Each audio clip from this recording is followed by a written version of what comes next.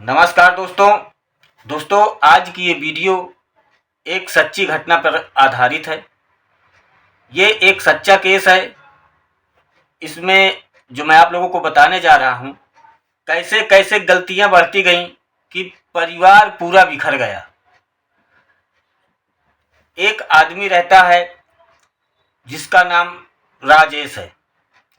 नाम बदला हुआ है। मैं किसी का ओरिजिनल नाम लेकर के उनको बताना नहीं चाहता हूँ, किसी को ऐतराज न हो, इसलिए जिनका नाम राजेश रहता है वो राजेश पढ़ने लिखने में बहुत ही होनहार रहता है।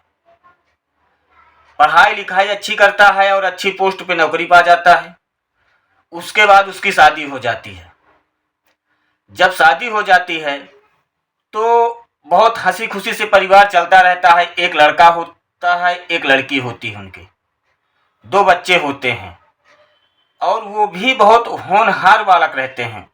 वो भी बहुत अच्छी पढ़ाई लिखाई करते हैं, सब कुछ सही चलता रहता है। इनका परिवार काफ़ी दिन अच्छे तरीके से चलता रहता है। कुछ साल के बाद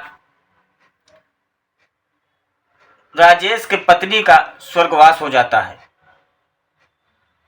अब जब पत्नी किसी की साथ छोड़कर चली जाती है तो पति की हालत गंभीर हो जाती है। वो उस दिन से काफ़ी सदमे में रहने लगा, मगर फिर भी वो परिवार को अच्छे तरीके से पालता रहा और वही शिक्षा और वही रूल, वही हिसाब से, सबसे प्रेम भाव से पूरे परिवार को आगे बढ़ाता रहा।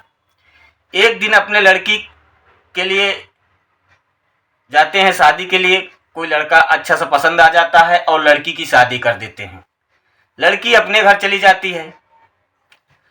कुछ दिन के बाद लड़के की भी शादी कर देते हैं। जब लड़के की शादी हो जाती है, बहू घर आती है, तो जो लड़के का पिता रहता है राजेश, उसकी उम्र 60 वर्ष से ऊपर हो जाती है और वो रिटायर्ड हो जाते हैं नौकरी से। पेंशन अच्छी खासी उनको मिलती रहती है। एक दिन अपने बहू को उन्होंने देखा और देखने के बाद उन माइंड से कुछ ऐसे डिस्टर्ब हुए कि अपने बहू की ओर आकर्षित होने लगे। अब देखिए कहानी यहाँ से, परिवार के जो सीनियर सिटीजन हैं, पिता हैं, वो यहाँ से थोड़ी गलती कर रहे हैं। अपने बहू की ओर वो अट्रैक्शन होने लगे। अब क्या होता है कि बहू को धीरे धीरे करके मालूम हो जाता है कि मेरे जो ससुर हैं, मेरे जो पति के पिता हैं, वो मुझे गलत तरीके से देखते हैं, घूरते हैं, देखते हैं। मगर वो सिर्फ बहू तक ही सीमित नहीं है। उनके माइंड में ऐसा विचार चल गया कि किसी की भी बहन बेटियों को देखते थे, वो छोटे थे या बड़े थे, इस चीज़ से मतलब नहीं था। मतलब कि वो उनके अंदर एक ऐसी मानसिकता आ गई कि वो सबको गलत निगाह से देखने लगे। ऐसे एक दिन लड़का घर से बाहर चला जाता है और वो अपने बहू की ओर आगे बढ़ते हैं, काफ़ी कुछ कोशिश करते हैं, मगर बहू यंग थी और वो शरीर से ढल रहे थे। उनको झटक पटक करके किसी प्रकार बाहर निकल गई और अपने पति से सारी बातें बताई। जब पति उनका घर आता है तो सारी बातें बताई कि आपके पिताजी जो मेरे साथ ऐसे सलूक किए हुए हैं।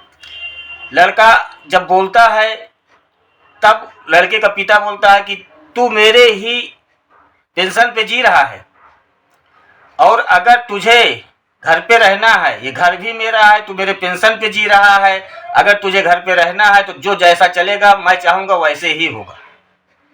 इन बातों से लड़का भी सदमे में आ जाता है। मगर दोनों लोग आपस में चर्चा करते हैं, बातचीत करते रहते हैं। उतने में उनकी बहन ससुराल से अपने घर आ जाती है और उनको एक ऐसा रास्ता मिल गया कि पिताजी को इनके साथ भेज देते हैं। तो जब लड़की घर पे रहती है तो आई है तो 2-4 दिन तो रुकेगी। लड़की की एक सहेली रहती है, उसका पति एक्सपायर कर गया, तो वो दोनों आपस में कॉलेज टाइम पे फ्रेंड थे। बोली कि चल मैं तुझे नौकरी जॉब कहीं दिला देती हूँ, मेरे संपर्क में है, अच्छा जॉब मिल जाएगा। बाग में शाम के लोग टहलने जाते हैं। जब टहलने के लिए बाहर निकली तो लड़के का पिता राजेश जो था वो उसको देखा और वह घूरने लगा। जब घर पे आते हैं तो लड़की के साथ उसकी भी तैयारी रहती है, अपने ससुराल लेके जाऊंगी, वहां पे इसको कहीं जाप पे लगवा दूंगी।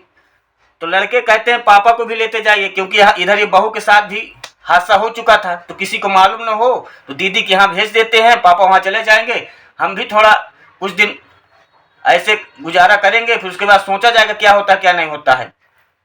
तो राजेश जो सुनता है कि मेरे लड़की के साथ इसकी सहेली भी जाती है, तो वो भी तैयारी अपना बना लेता है, चलिए चलते हैं। उसके अंदर तो हीन भावना भरी हुई है, गलत भावना भरी हुई है। अब बेटी अपने घर लेकर के अपने पिता को और अपने सहेली को लेकर के अपने घर पहुंच जाती है। जब अपने घर वो पहुंच जाती है तो बातचीत करती है लोगों से। तो किसी ने कहा कि कल हम आएंगे तो इनको ले जाएंगे, इनका इंटरव्यू होगा, फला कंपनी पे इनको जॉब दिला दिया जाएगा। पढ़ी लिखी लड़की थी। अब वो लड़की उनकी खुद की लड़की तो चली गई जॉब करने कि कल इनको आएंगे तो कल मैं इन्हें लेके जाऊंगा, आज जाऊंगी, अब आज क्यों मैं अपना नुकसान करूं। इस उद्देश्य को देखते हुए वो चली गई ड्यूटी अपने। अब घर में वो लड़की अकेली है, इधर ये राजेश उसके साथ बदतमीजी करने लगा। वो भगी घर से बाहर भाग कर के जब गई तो एक गार्डन था ना, जो गार्डन बताया कि गार्डन में घूम रहा है, तो वही उधरे भगी। वहां पे उस समय कोई नहीं था। वो उसके साथ जबरदस्ती करबल करता है और उसके बाद लड़की के सर के ऊपर पत्थर मार करके उसे खत्म कर देता है और उसके बाद अपने घर वापस आ जाता है। तो लड़का बोलता है कि पिताजी आप इतनी जल्दी क्यों आ गए हैं। तो कहा नहीं, मुझे वहाँ अच्छा नहीं लगता, इसलिए मैं जल्दी आ गया हूँ। अब वहाँ पे जब लड़की आती है और ये सारा समाचार सुनती है तो भाग करके फिर अपने मायके आती है और आ करके अपने भाई और भाभी दोनों से बताती है कि पिताजी ऐसे ऐसे कर्म करके वहाँ पे आए हुए हैं, अब बताइए क्या करते हैं। लड़का भी अपनी पूरी बात बताता है कि मेरे वाइफ के साथ भी पिताजी ऐसे कर रहे हैं। सब लोग आपस में सलाह करते हैं कि ऐसा करते हैं कि इनको मार दिया जाए, मगर किस प्लानिंग से मारा जाए। तो घर के अंदर एक कुआं रहता है। तीनों लोग, लड़का, बहू और लड़की, तीनों लोग राजेश का गला दबा देते हैं और उसके बाद जा कर के कुएं में फेंक देते हैं। और घर के बाहर निकल करके सभी से पूछताछ करते हैं, हमारे पिताजी को आपने कहीं देखा, हमारे पिताजी को कहीं आपने देखा। वो पूछते हमारे ससुर जी को आपने कहीं देखा। ऐसे करके सकल ये शो करते हैं और उसके बाद चले जाते हैं पुलिस के पास, FIR करते हैं कि हमारे पिताजी एक दिन से गायब हैं, ऐसा कभी नहीं हुआ है, वो कहाँ गए हैं, उनकी तलाश की जाए। अचानक से पुलिस आती है, पहले घर में छानबीन करती है, कुएं की ओर बढ़ती है, देखती है तो उसमें लाश तैरती रहती है। भाई पानी में अगर लाश को फेंक दिया जाए तो तैरती रहेगी, तो तैरती रही। जा करके निकालने के बाद उस समय बताया कि पापा कुछ नशे का सेवन करते थे, उसी के झटके में गिर गए होंगे। मगर जब पोस्टमार्टम रिपोर्ट आती है तो उसमें गले पे निशान आता है। पुलिस आती है घर पे, सबसे सख्ती से कार्रवाई करती है कि ऐसे पूछताछ में अगर आप लोग नहीं बताओगे तो हमें सख्ती का प्रयोग करना पड़ेगा। और जब थोड़ी सी सख्ती का प्रयोग किए पुलिस प्रशासन ने, तो जितनी बातें थी स्टार्टिंग से लेकर के पूरा अंत तक पुलिस वालों को बताई गई, जो मैं आप लोगों को बता रहा हूँ। और उसके बाद क्या होता है कि अगर वो पिता गलत था तो लड़के को पहले पुलिस के पास जाना था, मगर नहीं, वो तो जुर्म कर चुका था पिता। लड़का, लड़की और लड़के की पत्नी, ये भी तीनों मिलकर जुर्म कर दिए। तो कानून कहीं ये नहीं कहता है कि अगर आपका पिता गलत है तो आप उसे जान से मार दीजिए या कुछ उसके साथ गलत ऐसा कर दीजिए। इसको देखते हुए पुलिस ने FIR में लोगों को दर्ज किया और उनको जेल भेज दी। थोड़ी थोड़ी बातें बढ़ती चली गई। वहां पे किसी ने समझदारी से काम नहीं लिया, सब आवेश में आकर के गलत कदम उठाते गए।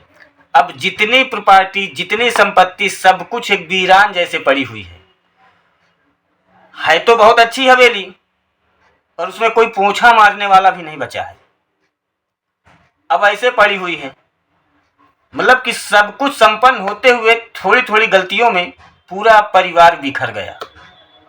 तो भाइयों, अगर आप लोगों के साथ आपके घर में या किसी पड़ोस में ऐसा हो रहा है तो आप उनको सीधा सुझाव दीजिए कि पुलिस प्रशासन इसीलिए बनी होती है कि अगर कोई गुनाह, कोई गलती किसी प्रकार का व्यक्ति करता है तो उसको सजा दिया जाए। अगर उसे आप खुद सजा देने के लिए सोचेंगे तो आप ये समझ लीजिए कि आप खुद एक गुनहगार बन चुके हैं, और इसका सिर्फ एक ही रास्ता होता है, जेल।